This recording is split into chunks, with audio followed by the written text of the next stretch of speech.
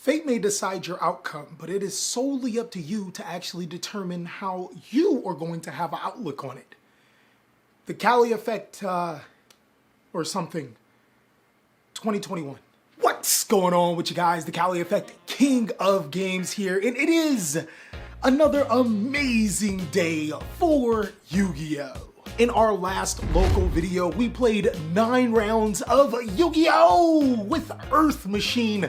Not only do I have that local video you guys could watch, I also have a deck profile because we got second place. But one thing we are not going to do is rest our laurels on the past. If you ask me, that didn't even happen for this particular video. The only thing that matters is what's in front of us. So Earth Machine actually wasn't picked by me. It was actually decided by the decider, the will of Yu-Gi-Oh! That determines what particular deck will play at locals. I'm not gonna lie, the wheel is extremely fun because not only does it force me to deck build a deck that I probably wasn't prepared to play, but it also gives you insight on how these decks could work at a local level event. This time around, the set decks on the decider has been decided. I actually decided to use some of the rogue decks from our rogue deck video from last week, as well as some other really interesting decks that I think people would like to see. There's also one more thing to point out. There are 2 blank spots on the decider. I'm sorry, I gotta say decider like that every single time. To be honest, I don't even know why they made those 2 blank spots. Like, they gave me a black Sharpie with the decider. Like this doesn't make sense. You can't even read it. I decided those 2 blank spots on the wheel will actually be free spaces. If I so happen to land on those spaces, then I'll go to my Patreon team and they'll pick a random deck for me to play. They pick some, they pick some interesting decks. I am so scared on what the decider is gonna pick. I really hope it does not land on those free spaces, because boy, they got some decks that I didn't even know existed there. Okay guys, so we have the decider right here in my hands, even got this in the way to prevent, well, to actually make sure it stops spinning. Let's see what we get on the decider. Hopefully something really, really fun to, I mean, everything's fun to play in here. Ooh, Subby Boys. It's actually like 1 over from Solomon Grade. Solomon Grade's too strong, but unfortunately we get the Subby Boys. Now, I did talk about Subterrors in that Rogue video, so if you want a brief synopsis, check out that video right there. I think I actually have to find Subterror Yu-Gi-Oh! Cards to play this deck though. So let's start looking.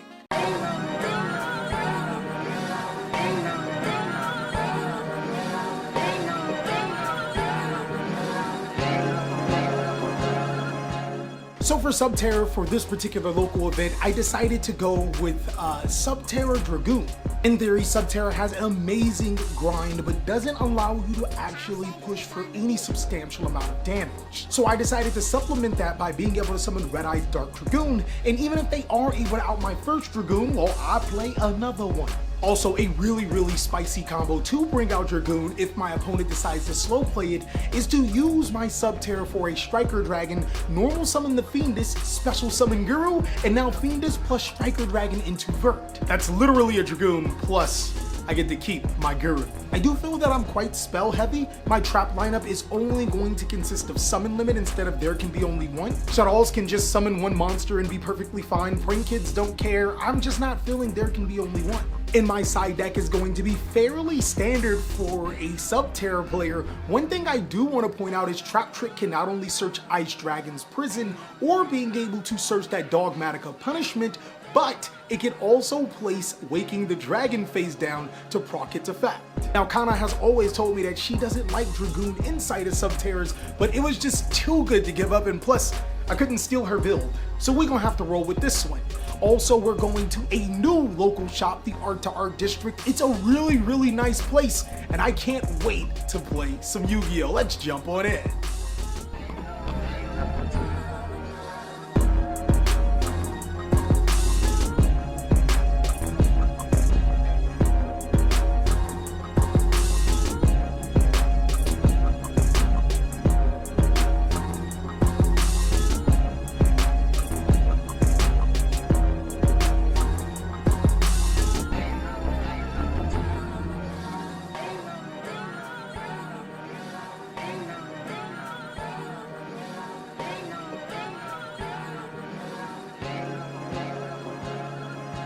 Okay guys, so we are at Art to Art District, and unfortunately not enough people, or not a lot of people this time. We only have 15 participants, but boy, on Thursdays, I hear it be cracking. At least 40 people at this event, so if you are near or could go to Art in Las Vegas, then be sure to check it out. My first round just so happened to be against Drytron. I did not prepare for this deck at all. I draw the Red Eyes B-Dragon. Thank you very much, Kana. I really appreciate the support. Set some back row, that's pretty much it. He follows up with the Drytron monster that destroys spells and traps. We're going to game 2. Game 2, we draw the Red Eyes B-Dragon. Oh, Kana, how did you know? Fortunately enough for us, we are able to grind out that game. Ooh, that was hard. Eventually being able to summon a Red Eyes Dark Dragoon, so Dark Dragoon counter 1, Red Eyes or Dark Magician 0, and we're able to win. Game 3 is very interesting because you won't believe what we drew. If I keep drawing Red Eyes, somebody's gonna get punched. Fortunately for us, he just so happened to brick really bad, and instead of playing Guru Control, we played Nemesis Archer Control. I like how you can just kind of style here sometimes. All right, so for our second round, we play against my boy Louie. I've been knowing this dude my entire life. Shout out to him. He's playing Fluffal Orcust. This is a really interesting matchup. You wanna know what's even more interesting? I draw the Dark Magician. I swear if I draw another Red Eyes part for the rest of this tournament, I've had my karma. Why? We scoop it and go to game 2. That's literally how it works. Game 2, I'm actually able to take full advantage of going first this time.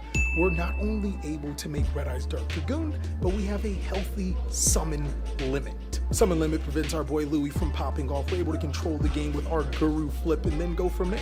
And yes, on to game 3. Game 3 is more or less the same. Louie goes first and meets a healthy Nibiru. Then from there, we're able to set up Red Eyes Dark Dragoon and summon limit. From there, the Guru Control does the Guru things and we win out. So what do you think about Art District? It's cool, man. It's pretty. You see we got a bunch of pretty art here, but the community is great. So what exactly, you played, you were the Drytron. Yeah, you played Drytron. Yeah, Drytrons. We went to game 3? Yeah. Game 3, man. Drew Red Eyes all 3 games. Dark Magician. Yeah, I tried to get that Vantage rule out the first game, but you know, I bricked hard. Drew 3 Dark Rulers and 2 Alphas. I couldn't do much with that. Yeah. And you had me right there. So that was a good game though. Is there anything you think that could be improved in this locals? I think the prize reward should be better. Okay. I think the top people should get more better stuff, in my opinion. You know, because a couple packs here and there are doing it. You know what? I wouldn't fault them if like if the packs were good. You know what I mean? Like yeah, but Konami, I don't think it's like their fault. It's more like Konami gave us really bad sets, and they're like, this is what we got. But see, Andre, the one that runs it, he said he is going to get the good stuff when it comes out. He's with Lightning Overdrive. Okay. They're going to do drafts for the God decks. So hypothetically, if they were giving out those packs, we'd be all right. I think so. Okay, yeah, cool. Just the packs right now. But most of the time, we like coming here to have fun because we finally get out the house here. So it's great. It's finally good to get out the house, just have fun, have a good time. How do you feel about a post-COVID locals? Basically, we're post-COVID locals in it right now. Post-COVID locals is actually good. A lot of people are stepping out. So, but I'm glad everybody's actually getting out here and not being scared to come out, have a good time. We are going through a pandemic still, but you can't really think about that. But I think this post-local things we're doing out here is good. They're doing a good job, in my opinion. I did not touch that. Our round 3. Virtual World. Not a bad deck to go against, right? Kinda. Game 1, we opened everything. Literally everything. We have the Red Eyes Dragoon set up with the Subterror set up. Unfortunately, my man Chris did not open very optimally. He concedes the game. Game 2, though, we open good again, boys. I mean, everything. We open the Prosperity, the Red Eyes Fusion, the Hidden City. We open every single Yu-Gi-Oh card to get Red rebooted. But that's okay. Red Reboot allows us to set a additional Solemn Strike. That should allow us to play on our turn. Chris, being so smart, he hits the Solemn Strike with his Virtual World Chuchi. I'm like, that was just free card economy for that. Let me go ahead and activate this Hidden City that you anti-spell fragranced me, dog, and he Imperial Orders.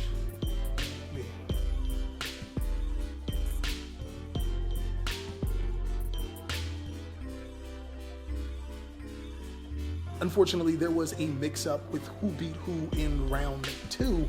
I actually was playing down in that one. So unfortunately, I think because of tiebreakers, even if we win next round, we're not at the top.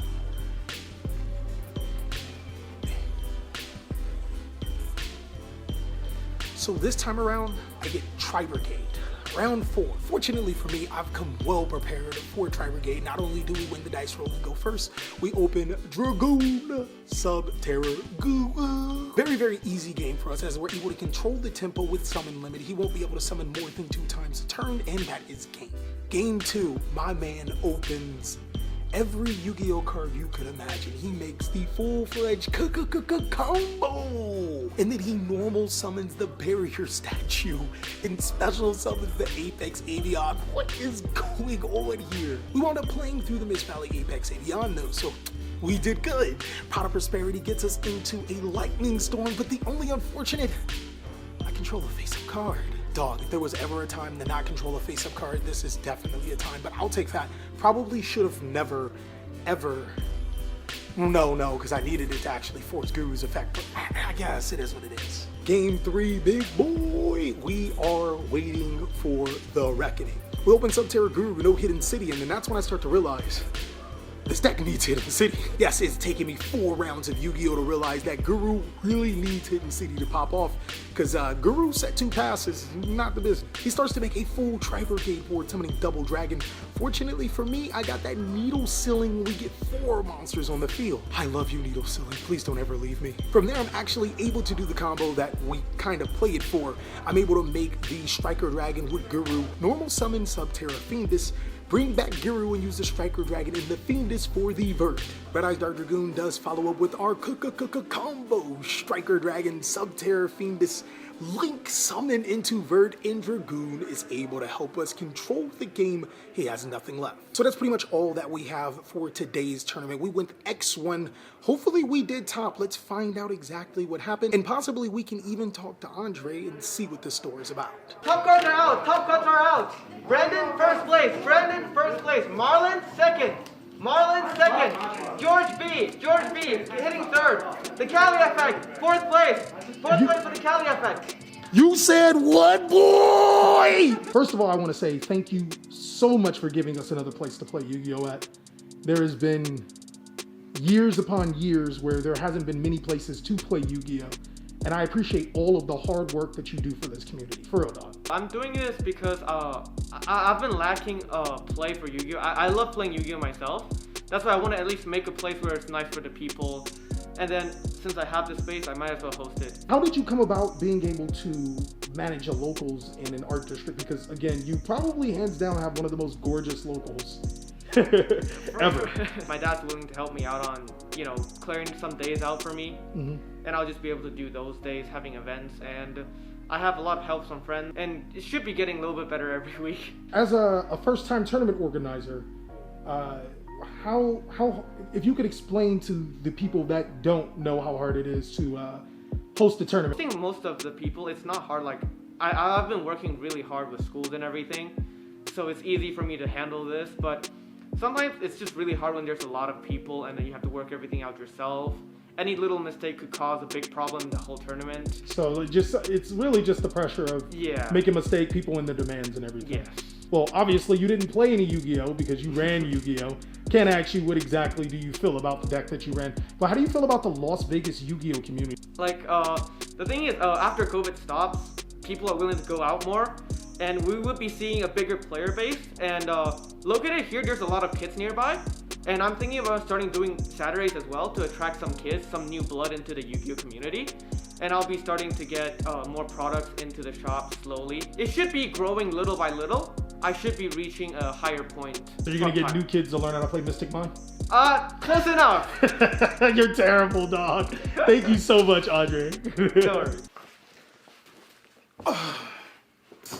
That was a crazy local. So overall, I felt that my Subterror build was not great. There are definitely some cards that I personally feel that I would change. I would 100% drop cards like Magical Eyes Fusion and move cards like Needle Ceiling into the main deck, What was I thinking? Needle Ceiling is busted. There were also some cards that didn't perform well for me, like Waking the Dragon, 3 copies of Dogmatica Punishment, and 3 copies of Ice Dragon's Prison. I would definitely look to drop those in the future. But overall, I feel that Subterror is a very solid Yu-Gi-Oh deck. It is reliant on that hidden city, so possibly even just switching away from a Dragoon build so I can play Pot of Duality for more consistency. Overall, I have to give Art to Art 2 thumbs up, would probably give it more if I had more thumbs. One thing I do want to point out is that I love how players are still taking precautions, even though in Nevada, the mask restriction is pretty much lifted. It's still really cool to see people look out for other people's health. So that is all that we have for today's video. Really exciting to do this local series wheel challenge. If you guys want to see more, then go ahead and comment down below, as well as check out these other videos, as I'll catch you on the next one.